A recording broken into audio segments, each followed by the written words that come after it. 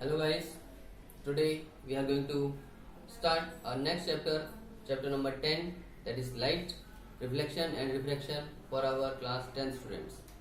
And today we are going to study about certain topics which are mentioned here. First is what is light, means then what are luminous objects, what are non-luminous objects, what is wave theory of light, then what is particle theory of light, then what are the two laws of reflection, that is first law and second law, and we learn about certain important terms regarding this chapter. Okay, so let's start it. Firstly, light actually एक energy की form है, जैसे कि आप सब जानते हैं light is a form of energy, और लाइट की हेल्प से हम किसी भी चीजों को, अपने आसपास की सारी चीजों को देख पाते हैं, ठीक है ना। तो जो ऑब्जेक्ट्स लाइट के टर्म्स में, हम ऑब्जेक्ट्स को एक्चुअली दो तरीके से क्लासिफाई कर सकते हैं। कुछ ऑब्जेक्ट्स होते हैं जो ल्यूमिनस ऑब्जेक्ट्स कहलाते हैं, कुछ हैं जिनको नॉन ल्यूमिनस ऑब्जेक्ट्स कहा जाता है।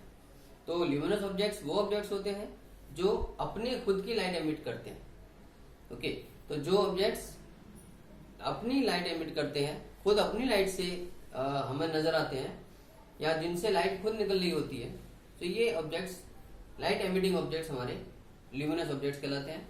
जैसे जितने भी स्टार्स हैं, आप जानते हैं stars have their own light, और सन क्योंकि ये भी एक स्टार है, और burning candle, tubelight, CFL, electric bulbs, torch. Okay, so these all are the examples of luminous objects, क्योंकि इनकी खुद अपनी लाइट एमिट होती है यहाँ से। दूसरी तरफ जो नॉन ल्यूमिनस ऑब्जेक्ट्स हैं, उसमें वो ऑब्जेक्ट्स आते हैं जो अपनी लाइट एमिट नहीं करते, बल्कि अपने ऊपर पड़ने वाली लाइट को रिफ्लेक्ट करके तब नजर आते हैं। यानी वो अपनी लाइट एमिट नहीं करते हैं और अपने ऊपर पड़ने वाली लाइट को सिर्फ रिफ्लेक्ट करते हैं, और उस रिफ्लेक्शन की वजह से फिर वो हमें नजर आते हैं। जब वो रिफ्लेक्टेड लाइट रे हमारे आंखों तक आती है, तब हमें वो ऐसी चीजें नजर आती हैं।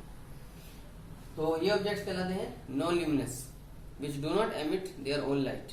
ओके, और नॉन ल्यूमिनस ऑब्जेक्ट्स में बहुत सारे एग्जांपल हो सकते हैं, chair, table, bed, books, wall, clock, there are so many. Okay, यहाँ तक कि जो मून है हमारा, सैटेलाइट्स, प्लैनेट्स, ये भी सारे नॉन ल्यूमिनस ऑब्जेक्ट्स में आते हैं। चलिए अब देखते हैं कि लाइट के नेचर के बारे में बात करते हैं थोड़ा सा। लाइट का नेचर बोला जाता है कि, और पहले ये माना जाता था कि लाइट की केवल एक वेव नेचर होती है। यानी वेव थ्योरी क्या कहती है लाइट के बारे में, कि light is consisted of several electromagnetic waves. ठीक है, कुछ ऐसी इलेक्ट्रोमैग्नेटिक वेव्स की बनी होती है लाइट, जिनको उनके प्रोपेगेशन के लिए किसी मीडियम की जरूरत नहीं पड़ती। यानी वो सॉलिड, लिक्विड, गैस, इनमें से किसी भी मीडियम के बिना भी वो प्रोपेगेट कर सकती हैं।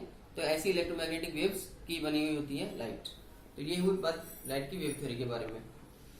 और जो पार्टिकल थ्योरी है, पार्टिकल थ्योरी ये कहती है लाइट की कि लाइट कई प्रकार के ऐसे पार्टिकल्स जो बहुत तेजी से मूव करते हैं, और उन पार्टिकल्स की मिलकर बनी होती है और एक स्ट्रेट लाइन में चलती है। तो पार्टिकल थ्योरी ये बोलती है कि पार्टिकल थ्योरी के according light is consisted of several high speed moving particles which are called photons.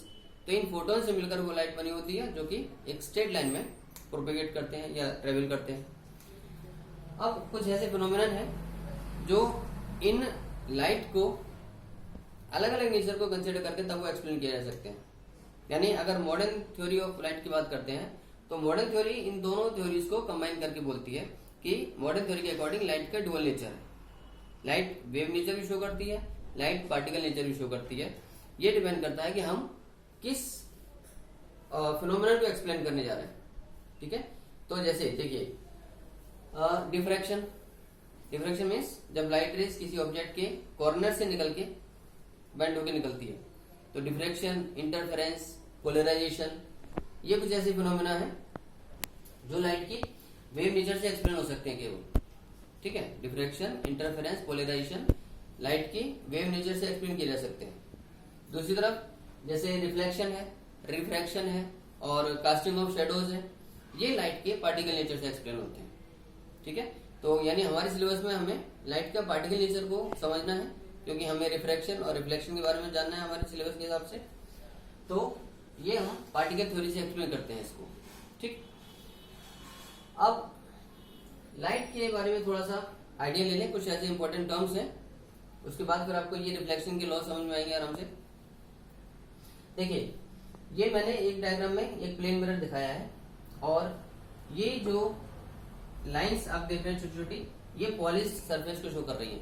यानी ये प्लेन मिरर इस तरह रखा हुआ है, और इसके नीचे वाली साइड ये पॉलिश सरफेस है, और ऊपर वाली जो स्मूथ है, जो स्ट्रेट दिखाई है, वो हमारी रिफ्लेक्टिंग सरफेस है। ठीक है, तो प्लेन मिरर पे जब कोई लाइट रे ऑब्लिकली फॉल करती है, जब कोई लाइट रे तिरछी गिरती है, तो उस मिरर से टकराने वाली या उस स्मूथ सरफेस से, उस पॉलिश सरफेस से टकराने वाली, उस इवन सरफेस से टकराने वाली लाइट रेस को हम इंसिडेंट लाइट रे बोलते हैं। जो लाइट रे उस सरफेस पे स्ट्राइक कर रही है, टकराएगी, वो इंसिडेंट लाइट रे कहलाएगी।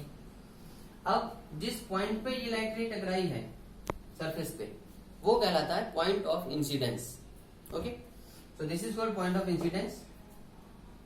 अब इस पॉइंट ऑफ इंसिडेंस के ऊपर एक इमेजिनरी, एक हाइपोथेटिकल स्ट्रेट वर्टिकल लाइन या उसके ऊपर परपेंडिकुलर लाइन हम इमेजिन जो करते हैं, ये हमारा नॉर्मल कहलाता है। तो नॉर्मल पॉइंट ऑफ इंसिडेंस के ऊपर एक इमेजिनरी स्ट्रेट वर्टिकल लाइन है, okay, which is called a perpendicular line. Now अब ये जो दूसरी तरफ लाइट रे जो रिफ्लेक्शन, जो टकराने के बाद वापस लौट के जाती है, इस रे को हम बोलते हैं रिफ्लेक्टेड लाइट रे, क्योंकि अब ये रिफ्लेक्शन के बाद वापस लौट के जा रही है, तो ये दूसरी वाली रे कहलाएगी रिफ्लेक्टेड लाइट रे। देखिए, इंसिडेंट रे का नॉर्मल के साथ बना हुआ एंगल, ये कहलाता है एंगल ऑफ इंसिडेंस, जिसको हम स्मॉल आई से रिप्रेजेंट करते हैं। तो इंसिडेंट रे का नॉर्मल के साथ बना हुआ एंगल, यानी नॉर्मल से जितना वो झुकी हुई है, जितना वो एंगल बनाती हुई आ रही है, वो एंगल हमारा एंगल ऑफ इंसिडेंस कहलाएगा, दैट इज स्मॉल आई। और इसी तरह से रिफ्लेक्टेड रे का नॉर्मल के साथ जितना एंगल बनता है, वो एंगल ऑफ रिफ्लेक्शन कहलाता है, जिसको हम स्मॉल आर से रिप्रेजेंट करते हैं। ठीक है, सो ये है हमारा एंगल ऑफ रिफ्लेक्शन, और ये आप देख रहे हैं एंगल ऑफ इंसिडेंस, राइट। देखिए, अब लॉस की बात करते हैं। रिफ्लेक्शन एक्चुअली एक वो प्रोसेस है जिसमें लाइट रेज किसी सरफेस से टकराकर वापस लौट जाती है। Okay, so reflection is the process of sending back of the light rays after striking a surface। किसी भी सरफेस से टकराने के बाद लाइट रेज जब वापस लौट के जाती है, तो इस पीछे लौटने की, इस वापस लौटने की प्रक्रिया को हम रिफ्लेक्शन ऑफ लाइट कहते हैं। ओके, अब रिफ्लेक्शन के दो लॉज हैं, जिसको एक फर्स्ट लॉ ऑफ रिफ्लेक्शन कहा जाता है, एक कहा जाता है second law of reflection. First law of reflection ये कहता है कि, तो फर्स्ट लॉ के अकॉर्डिंग जो इंसिडेंट रे है, रिफ्लेक्टेड रे है और normal at the point of incidence, ये तीनों एक प्लेन में रहते हैं। Means according to first law of reflection, the incident ray, the reflected ray and normal at the point of incidence, they all lie in the same plane. ठीक है, उनका plane change नहीं होता फर्स्ट लॉ के according. Second law of reflection ये कहता है कि angle I is equal to angle R, यानी angle of reflection angle of incidence के बराबर होता है। कहने का मतलब ये हुआ कि जो लाइट रे नॉर्मल से जितना एंगल बनाती हुई इंसिडेंट हो रही थी, वो रिफ्लेक्शन के बाद नॉर्मल से उतना ही एंगल ऑफ रिफ्लेक्शन बनाती हुई रिफ्लेक्ट हो जाएगी। यानी सेकंड लॉ के according angle I is equal to angle R. तो इस केस में अगर मान लीजिए यहाँ नॉर्मल के साथ उसका 45 डिग्री का एंगल बन रहा है, एंगल ऑफ इंसिडेंस मान लीजिएगा 45 डिग्री है, तो एंगल ऑफ रिफ्लेक्शन भी 45 डिग्री ही होगा। अब यहाँ पर कुछ बच्चे कंफ्यूज होते हैं, क्योंकि कई बार क्वेश्चंस में सरफेस के साथ बनाया हुआ एंगल बता दिया जाता है। यानी मान लीजिए एक क्वेश्चन है कि एक लाइट रे किसी प्लेन मिरर पे 60 डिग्री के एंगल से इंसिडेंट हो रही है, तो उसका एंगल ऑफ रिफ्लेक्शन बताइए।